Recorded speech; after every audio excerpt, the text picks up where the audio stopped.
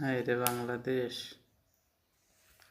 কিভাবে ট্রেনের টিকিট দেখেন দেখাইতেছে, মানুষ কিভাবে কাটতেছে ট্রেনের টিকিট। হ্যাঁ, এখন বাজে কত? 8:10। আমি 8:01 ঢুকছি, তারপরে এই অবস্থা। এই টিকিটগুলো কোথায় যায়, কি হয়, কেমনে কি রে ভাই? একটা মানুষ এই সিলেট থেকে ঢাকা যাবে, তোমার সিলেট থেকে চট্টগ্রাম যাবে, টিকিটের যদি এই অবস্থা থাকে, তাহলে তো ওই আগের কাউন্টারেই ভালো ছিল। অনলাইন করে কী লাভ?